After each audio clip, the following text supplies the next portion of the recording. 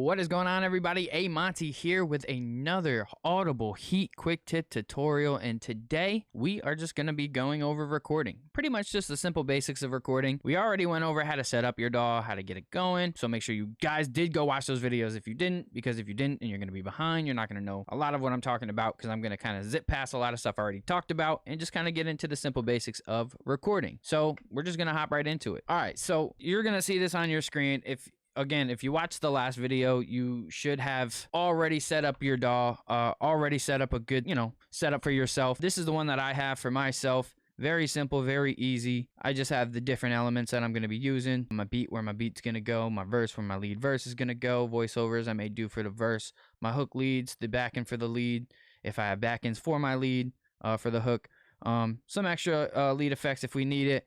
Maybe, like a deep voice or a chorus or a flanger or something on a certain part, whatever, we'll put it there, and then just some ad-libs for overall song. So getting into the basics though, starting when you see this screen and you have everything, you're ready to go, you're ready to start up a recording, you're ready to get it going, the first thing that you're going to want to do is pull in your beat, right? So there's a couple different ways you could do it. So you could just pull it right into your DAW. That's the first way that you can do it, just pulling it right in. You should be hearing some sound coming out. As long as you have your outputs, your inputs and outputs set correctly, you should be hearing sound coming out. Make sure your outputs are set to where they need to be set for the sound to come out. So I have mine routed a certain way. You can route yours however you want to route it. My outputs are going to my beat, so it's like to a beat auxiliary, right? And then my beat auxiliary goes straight down to my submix, which is all the way coming down to right here, or my submaster, excuse me. So that's pretty much where my beat goes, and then my submaster goes to my outputs. But if you just want yours to go straight to your outputs, send it straight to your outputs. If you want to put it in like an auxiliary and then send it to your outputs, I mean, shoot, be my guest. You can do that however you want.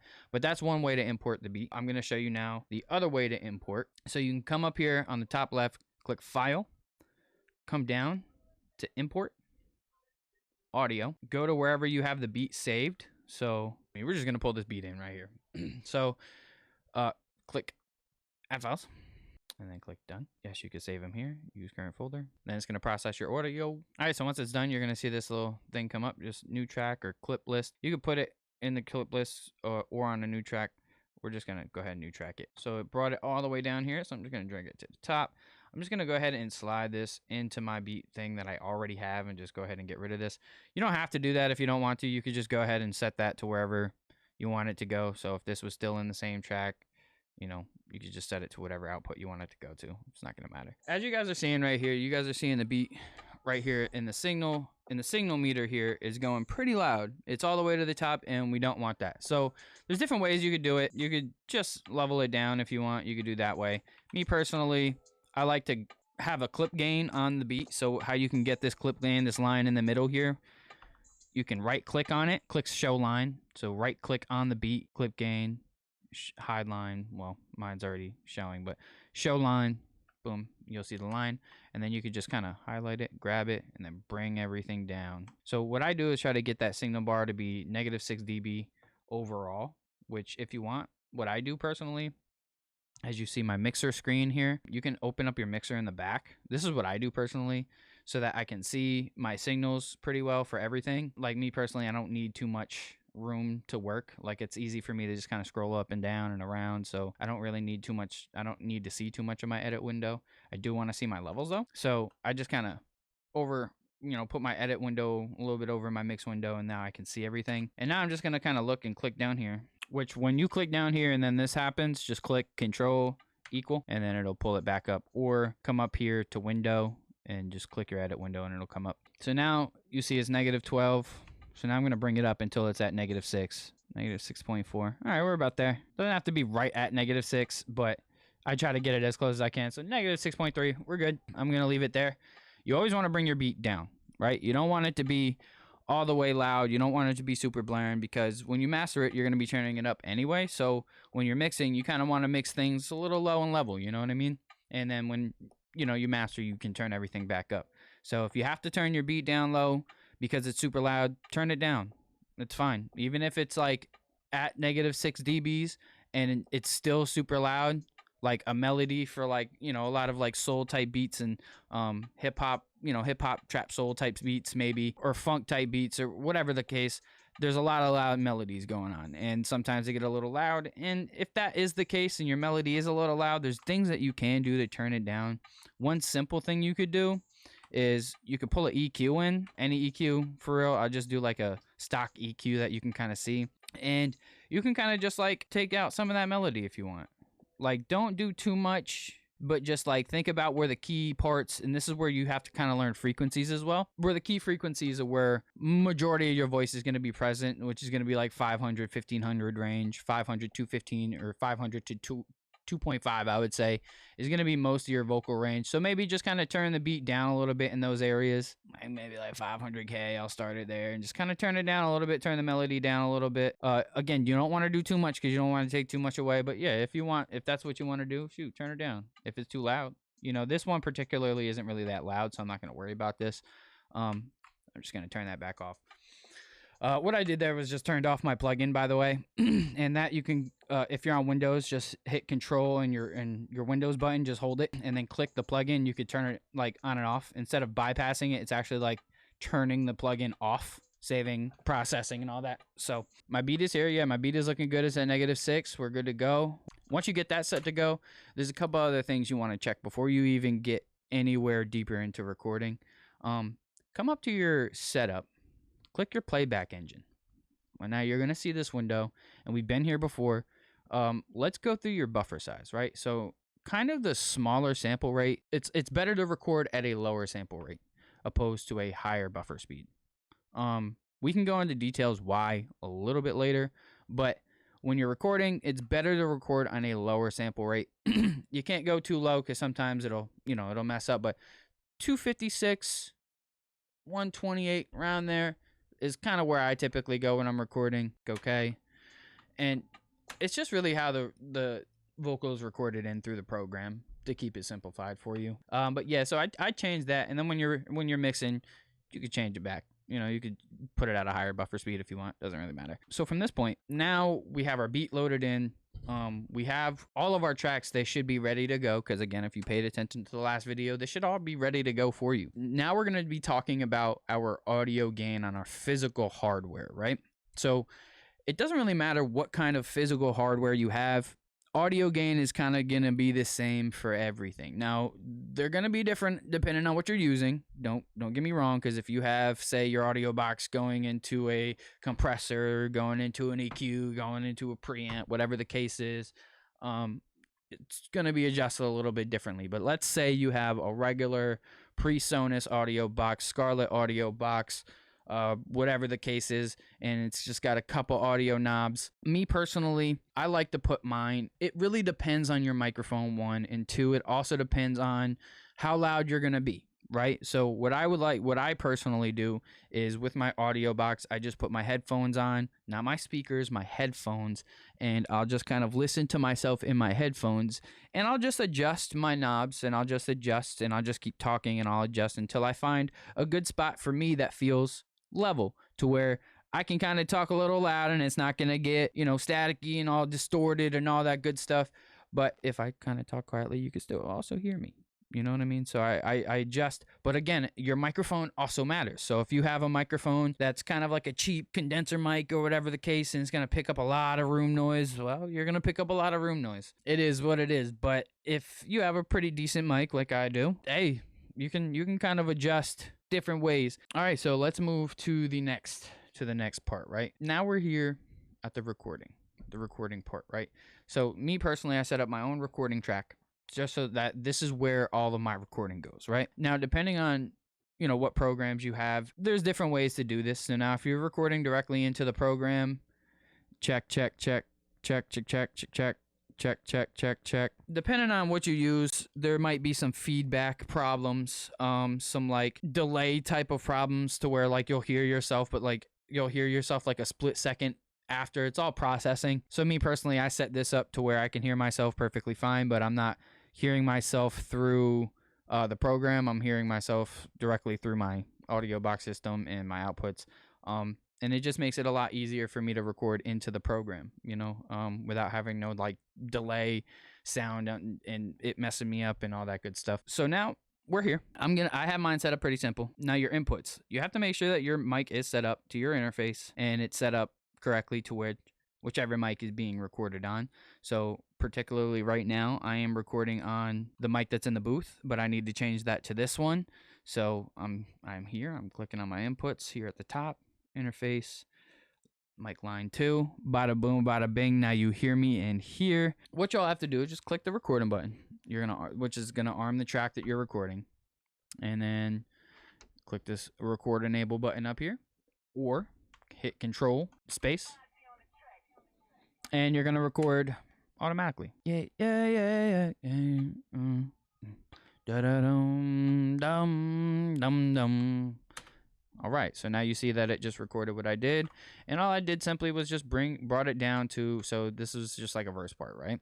I just brought it right down to my verse part. So I already personally have set up plugins, have everything set up already, auto-tune included, whatever I'm gonna need for that session. It's already set up for me, but if you have nothing set up yet, bada boom, we'll set that up later. We're just doing recording today. But bam, yeah, just make sure you hear yourself, everything's good, loud, and clear, and it should be, as long as you set everything up correctly and you paid attention to the first video. Anyway, so say you mess up, right, or you don't want it anymore. There's different ways to get rid of a recording. You can just highlight it, click delete, or you can click Control Z, which will undo. And if you undo something you didn't mean to undo, hit Control space Z. It'll redo. Lifesaver. Yes, I know. And now, so say you have this vocal right here and it has all this extra stuff here, right? So what I do personally, if you're on Windows, I'm sure that the key command is kind of similar, but if you hit Control for Mac, if you hit Control U, you'll get your strip silence, and now you can kind of adjust this how you want. Me personally, I go a standard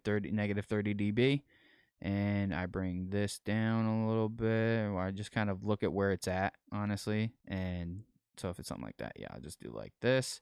You click strip, bada boom. If it kind of does something you don't want to do, you can just adjust it. So what I did, you'll see that little kind of half square there. Boom, bang, and I was able to move it back. Now remember that you have these 4 different slots here, up here in your top left. I always work on real grid. That's just me personally. That's my preference. That's what I like to work on. Some people like to work on slip, which just means you can just move everything around very easily. Me personally, I don't like to work in slip. I like to work in real grid because it'll lock it directly to the grid. And if I want to slip, all I have to do is hold Control and I could just slip something there. So that makes it very easy for me. So now you see that strip silence, though, it has taken off all that extra stuff, and you could just kind of adjust if you want. Now another cool thing that you could do is add fades. One easy quick button. See this little AZ right here? Make sure that this is highlighted. Boom, bang, boom. And then just hit F on your keyboard. It'll set the fades for you.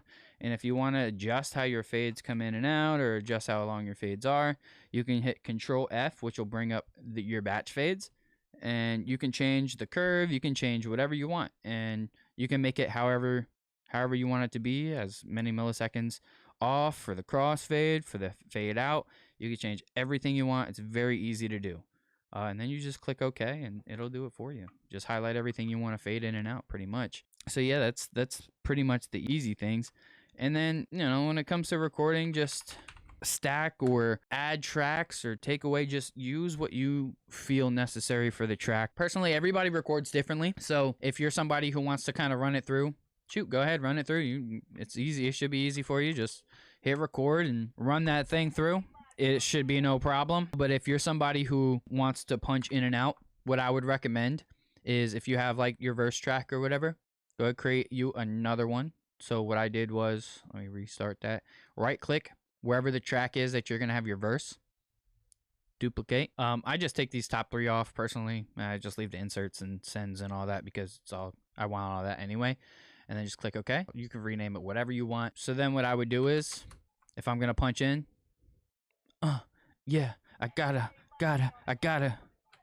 And then I wanted to come and punch in. I got a big old question for you. All right, bam. And then you could punch in. You could just either drag it right on top if you could fit it in, and just trim off these little edges or whatever. Hit that Control U for you if it's gonna work for you. Yeah, with the strip silence, you want to just kind of pay attention to what's You know, kind of zoom in a little close with that, and then pay attention. You know, it'll strip it all for you correctly, right? So I stripped it all, highlighted all, hit F. Now everything's faded in and out, and that saves you a lot of work, dude. Like, opposed to just going in and just like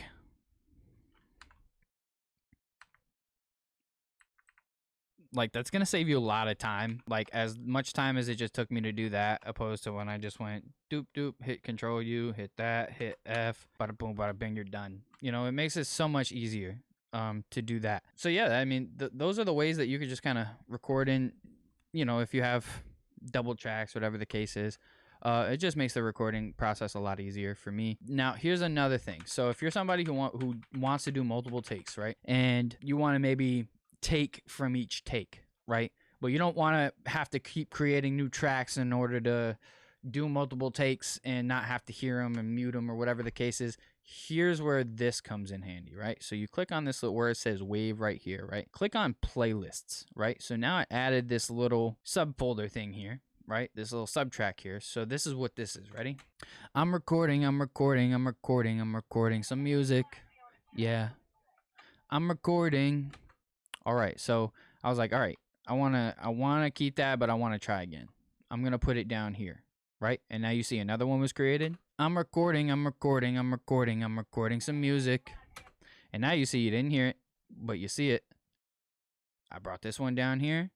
And now these are just here as like little ghost tracks if you want to come and take from them. So say I wanted to use this one, I brought it down to my verse track. I'm recording. Cool. But I'm like, all right, maybe that second recording sounded a little bit crazy. So I went up to the top one and I cut out the second little recording right here. Those are two different takes right there, which I already know y'all didn't hear it, but there's two different takes going on right here, and they both sounded like it was one take. So there's a lot of cool things that you can do. And what I did, by the way, was to cut. I just clicked on this little line. I click Control E, and it's gonna split it right where you want it to split. Makes it a lot easier. And yeah, that's pretty much how I do it. That's my recording process. I make my job a lot easier. Then like I make it very easy. I make my job super easy. I don't want to be sitting here struggling and trying to have a whole bunch of messy tracks and stuff all over the place.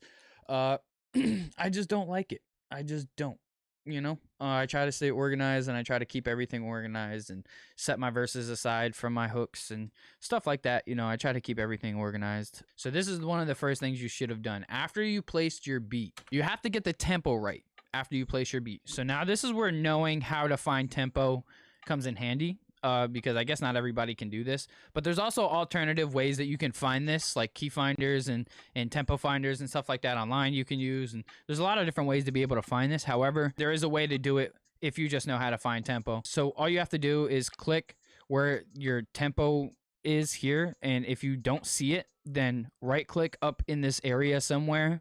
So your MIDI controls right here. You can change the tempo right here.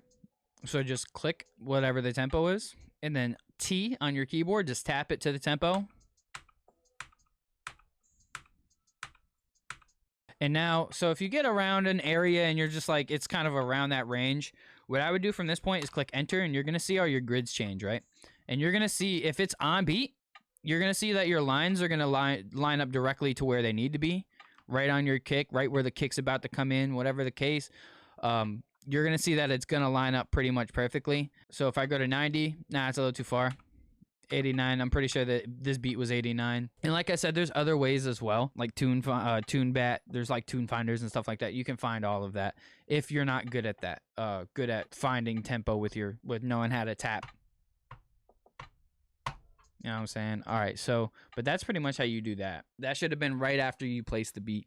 But yeah, man, that's pretty much it and all you need to know for recording. Like I said, if you watch the first video, setting up your template, getting ready to go, making all the tracks that you need, routing them to where they need to go. I mean, I guess that's a quick thing that I can show you when I am recording. So I do kind of have everything set up where it needs to go. I already have my plugins in place of where they need to go. I honestly make my job personally very easy, and I make it very fast. But if you're just doing this for you, or you know, if you're doing it for yourself as well, this is going to be good to just kind of have a good chain already set up for yourself, which I already have mine, but it's just off right now, you know. So yeah, it's good to have that. And So I have all of my stuff designated to its position. So I have my leads going to my vocal submix.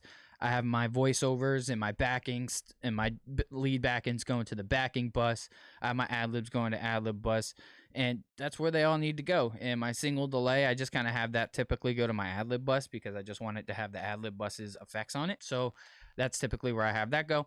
And I just have everything different. You know what I mean? So you can set up however you want. But yeah, man, that's all I really got for you guys, man. Recording is really not that difficult. Just get to it, man. But yeah, that's all I got. Until next time, until our next quick tip tutorial, this is Montie from Audible Heat. Peace.